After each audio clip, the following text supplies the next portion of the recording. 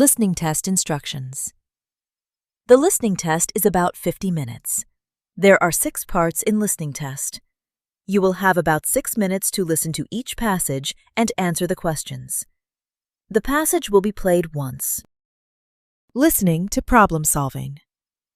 You will hear a conversation in 3 sections. You will hear each section only once.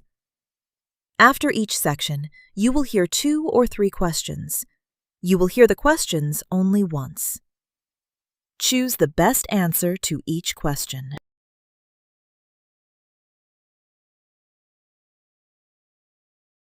Hi, I picked up my winter jacket from here yesterday, and I just noticed there's a problem with it. Oh, I'm sorry to hear that. What seems to be the issue? The material around the sleeves looks faded now, especially near the cuffs. It definitely wasn't like that before I brought it in. Let me take a look. Oh, I can see what you mean. Was this jacket treated with any special waterproof coating? Yes, actually. The salesperson told me it had some kind of protective finish because it's meant for snowy weather. That may explain it. Some specialty coatings can react badly to certain cleaning chemicals.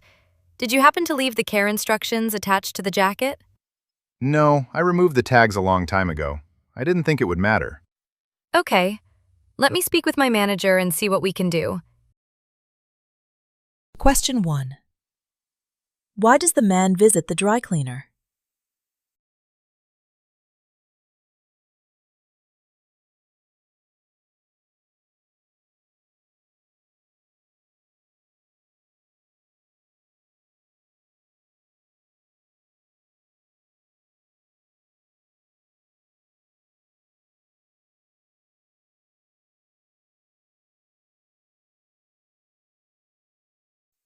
Question 2. Which part of the jacket was damaged?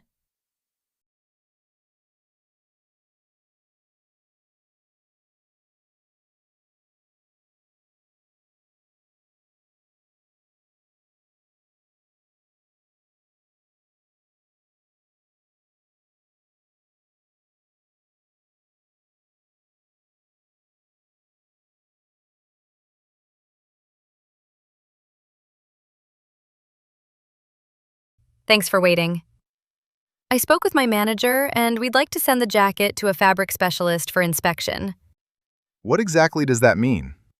The specialist will determine whether the fading was caused by the cleaning process or by a defect in the fabric itself. How long will that take? Usually about a week. If we cause the damage, we may be able to compensate you or replace the jacket. Well, I really need it soon. The weather's getting colder already. I understand.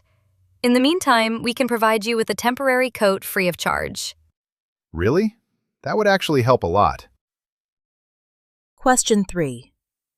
Why does the employee contact the manager?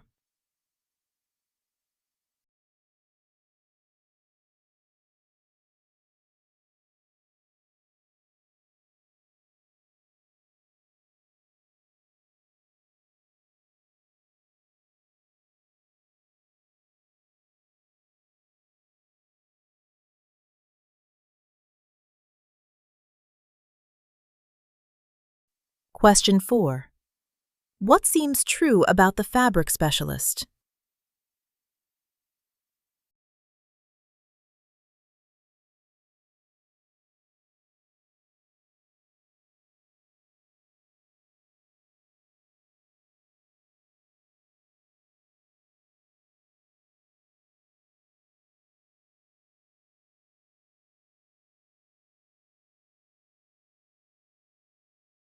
Question 5.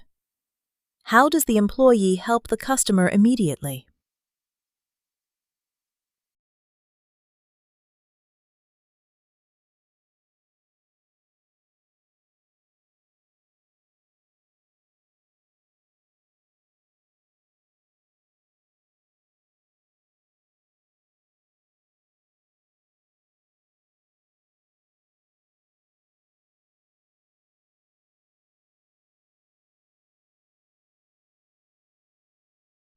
Hello, sir. Thanks for coming back. We received the report from the fabric specialist. And? The specialist believes the cleaning chemicals reacted with the waterproof coating on the sleeves. Unfortunately, the damage can't really be reversed. That's disappointing, but I guess at least now we know what happened. Yes. Since the damage occurred here, we'd like to offer you two options. We can either reimburse you for the current value of the jacket or give you store credit toward future cleaning services. I think I'd rather take the reimbursement.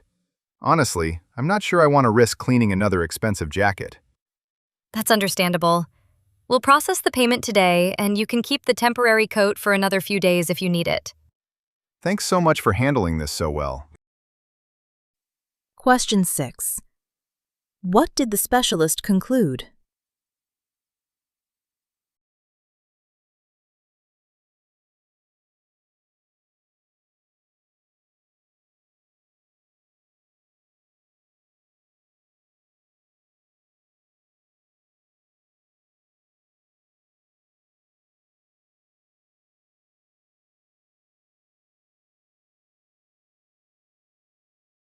Question 7.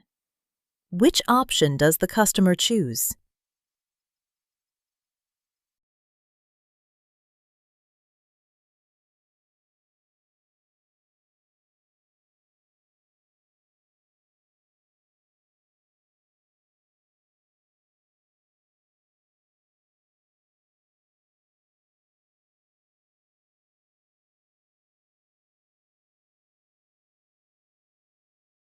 Question 8. How does the customer seem at the end of the conversation?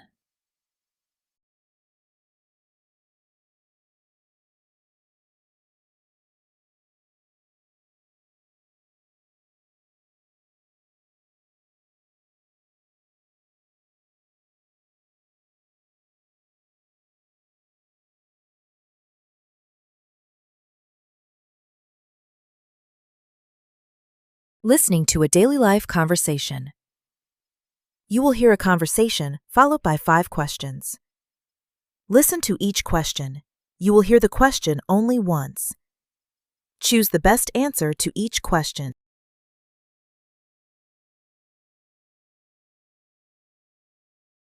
Good morning. Am I speaking with Sam? Yes, you are. What's this about? I'm calling from Fresh Feast. I noticed you had a plan with us last year and paused your service. We're offering a great deal to past customers today and wanted to see if you're interested. Oh, okay. Well, I'm a bit busy now. It's a really great offer we're running. It'll honestly only take a couple of minutes to explain. Sure, I guess so. Awesome. So what we're doing is offering our week-long dinner boxes from Fresh Feast for the price of the weekday boxes. That means you get a full 7 days of meals for what you'd normally pay for just 5 days. For a limited time, the weekly cost comes down to just $59.50. That's a total 30% discount off our standard rate of $85. That does sound like a pretty sweet deal, eh? But I'm always afraid there might be a catch with those promos. When does the price jump back up? And can I cancel the subscription when it does? I totally get where you're coming from. This promotion is for 2 weeks and then the regular price kicks in, but you're free to cancel whenever you want. Honestly, there's no catch and no hidden conditions. You've pretty much sold me, but I should definitely talk to my partner first so we can make the decision together. We've actually been looking at a couple of meal kit services, and we'd almost settled on one before you called. Your offer definitely makes things more interesting. Could you give us a call back later this evening? One more thing. Since I was the original customer, would this promotional price still apply if my partner and I decide to restart the subscription together? Absolutely. The promotion applies to the subscription, not just the original account holder. So as long as you sign up before the offer expires this Friday, you'll both receive the discounted rate. Perfect. That's exactly what I wanted to know. Great. I'll give you a call later this evening then. And who should I ask for?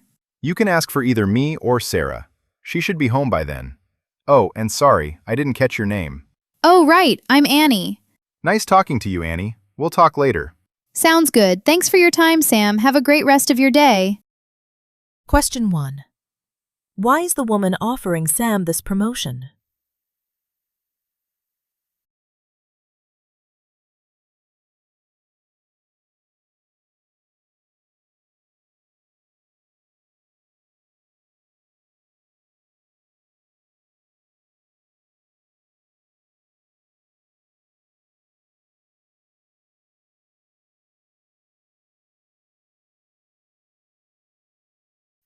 Question 2.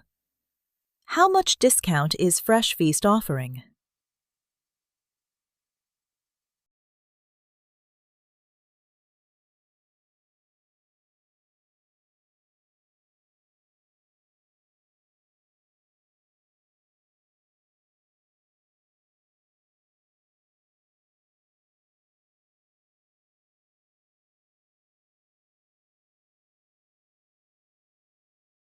Question 3. Why does the woman say, "There's no catch"?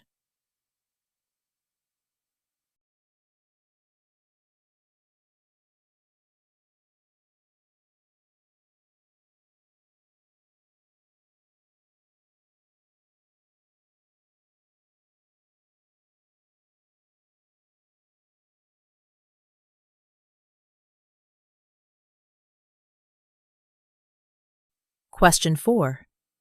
What is Sam going to do next?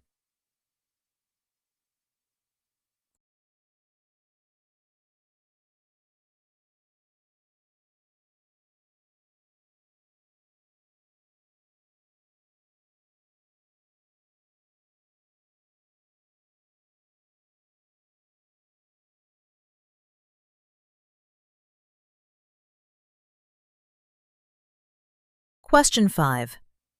What are the man and woman talking about?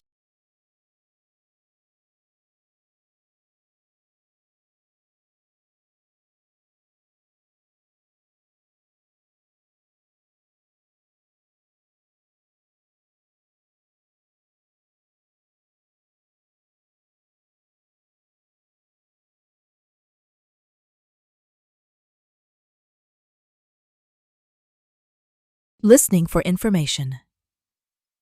You will hear a conversation followed by 6 questions. Listen to each question. You will hear the question only once. Choose the best answer to each question.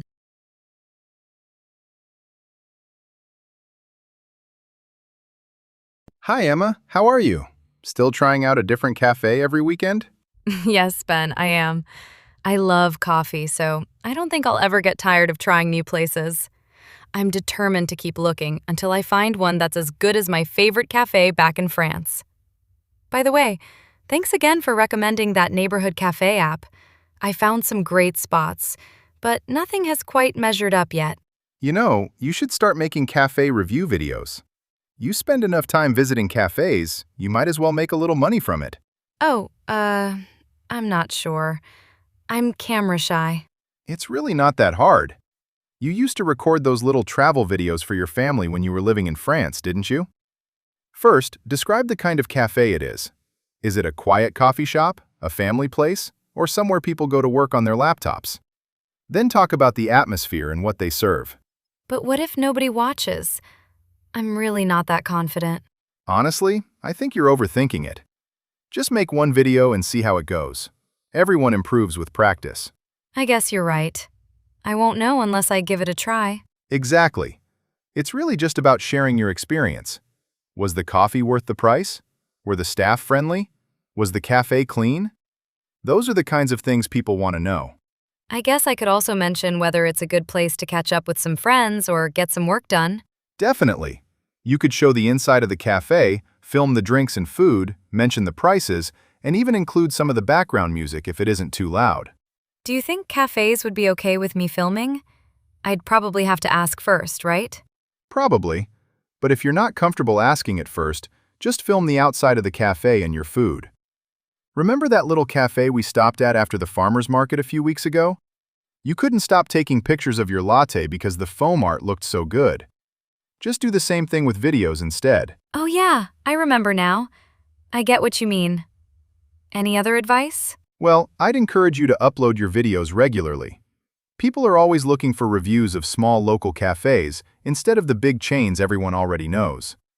And since you've lived in France, you can compare cafes here with the ones you used to visit there. That makes your videos a little different. Well, since you're full of good ideas, why don't you come with me to the next cafe I check out? My treat. Sounds good. I'd never turn down free coffee. Question 1. What is the conversation mainly about?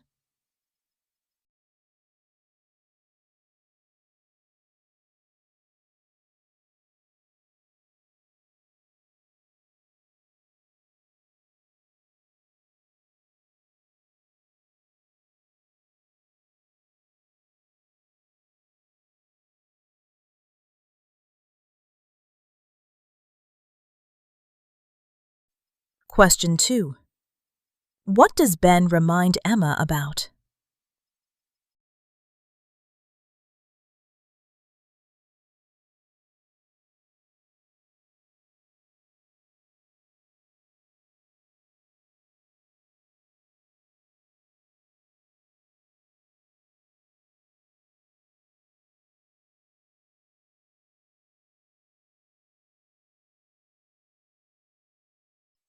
Question 3.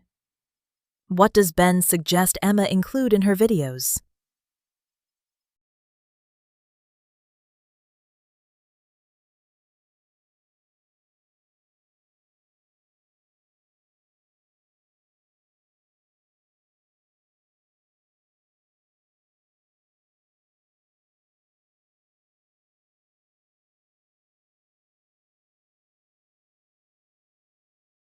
Question 4. What concern does Emma have about making videos?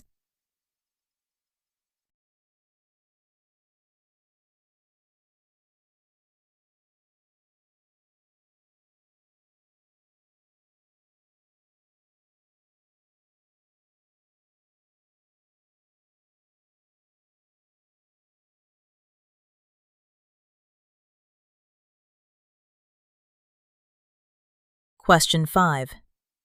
What does Ben suggest if Emma feels uncomfortable asking to film inside?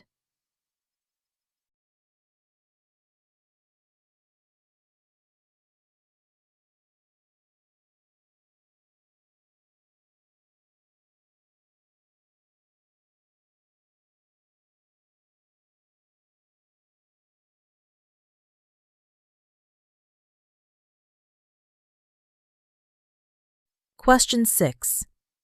What will likely happen next?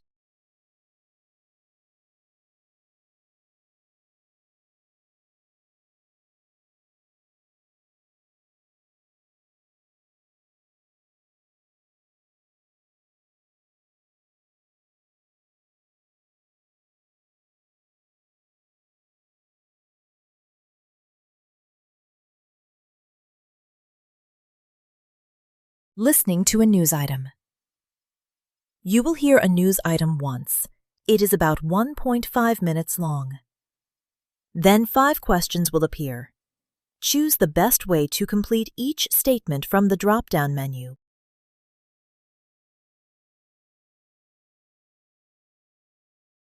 An 88-year-old resident of Red Deer, Alberta, fulfilled a lifelong dream this weekend by completing his very first skydive. Harold Benson had wanted to experience skydiving ever since watching military parachutists perform at an air show more than 60 years ago, but work and family responsibilities always came first. On Saturday morning, Benson finally made the jump from an altitude of nearly 4,000 meters while securely attached to an experienced tandem instructor. Although friends admitted they were nervous beforehand, Benson remained remarkably calm throughout the flight. After landing safely, he smiled broadly and told reporters, "The freefall was much quieter than I expected, and I'd do it again tomorrow if my grandchildren would let me." Drop Zone manager Carla Evans explained that Benson completed a medical examination before the jump and met every safety requirement. She added that older adults are participating in adventure sports more often than many people realize, provided they are in good health and follow professional advice. Hundreds of spectators applauded as Benson was presented with a certificate marking his first skydive. He hopes his achievement will encourage others not to give up on lifelong dreams simply because of their age.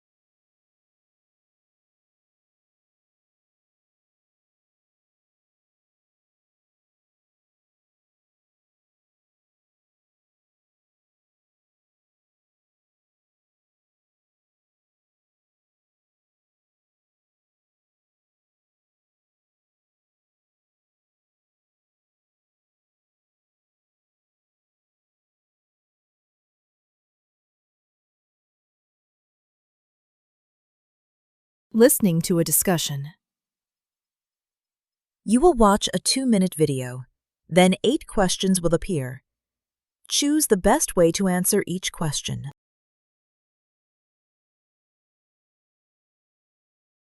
You will watch a discussion between a woman and 2 business mentors. They are meeting at a cafe to discuss different business ideas. This is David, this is Michael, and this is Sophia. So, Sophia, have you decided what kind of business you want to launch? Not quite. I've wanted to run my own business for a while now, and I think I'm finally ready to take that step.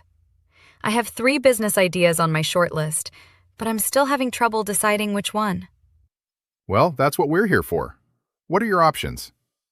I'm deciding between opening a small neighborhood bakery, starting an online pet gift shop, or launching a mobile coffee cart.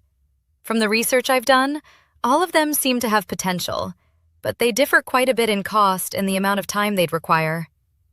Why did you narrow it down to those 3? Well, as you both know, I actually have a college diploma in culinary arts, even though I never really ended up working as a chef.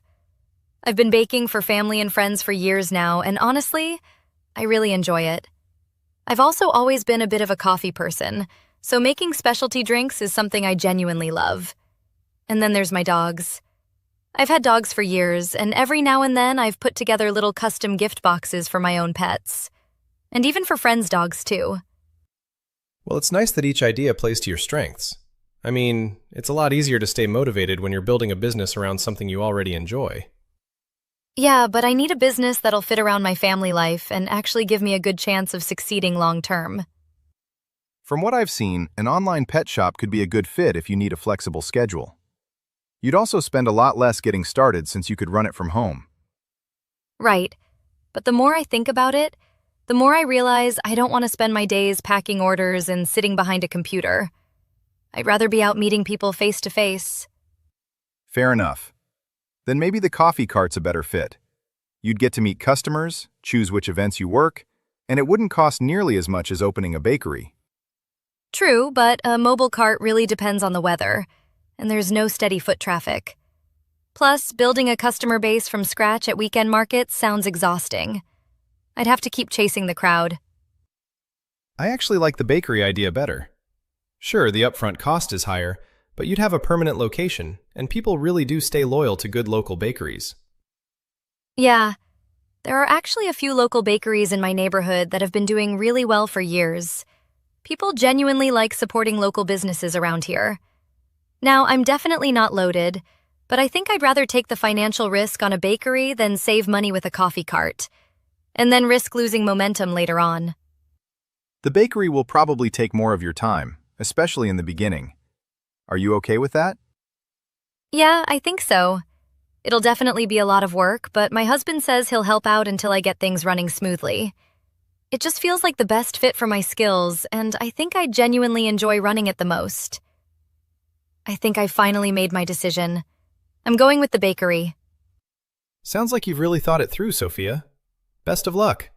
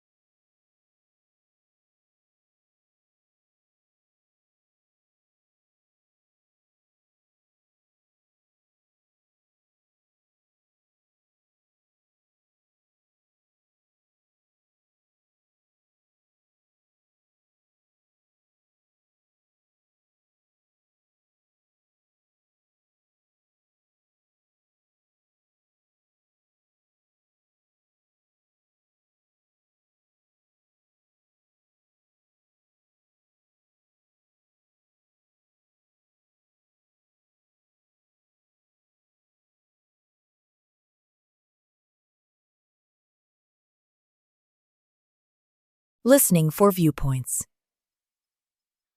You will hear a report once. It is about 3 minutes long. Then, 6 questions will appear. Choose the best way to answer each question from the drop-down menu.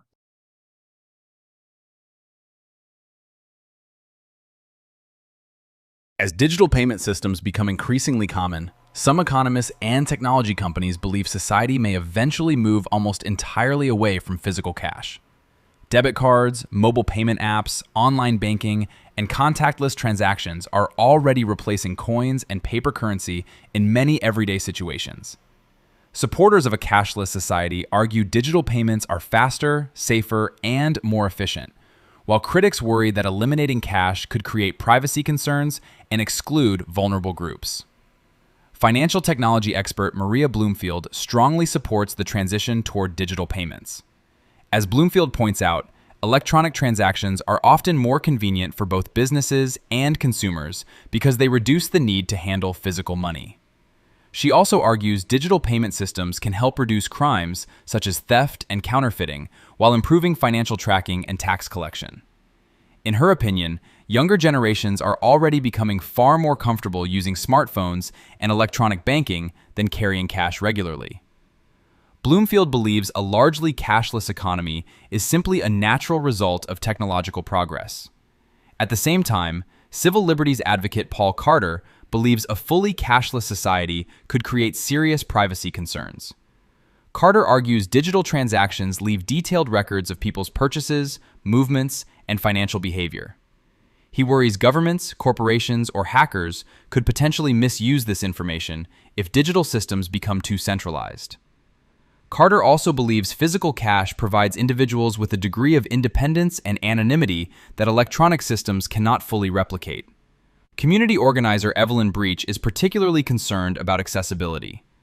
Breach points out that elderly individuals, low-income populations, rural communities, and some immigrants may have limited access to smartphones, banking services, or reliable internet connections. In her view, removing cash too quickly could unintentionally exclude vulnerable groups from participating fully in the economy. On that note, while Breach supports expanding digital payment options, she believes cash should remain available for people who still depend on it. Meanwhile, economist Michael Mission believes the debate reflects broader tensions between efficiency and social inclusion. Mission explains that digital payment systems can reduce costs for businesses and governments over time, but he also acknowledges that complete dependence on technology may create new risks during cyber attacks, technical failures, or power outages. From his perspective, most societies will likely continue moving toward digital payments while still maintaining some role for physical cash in the future.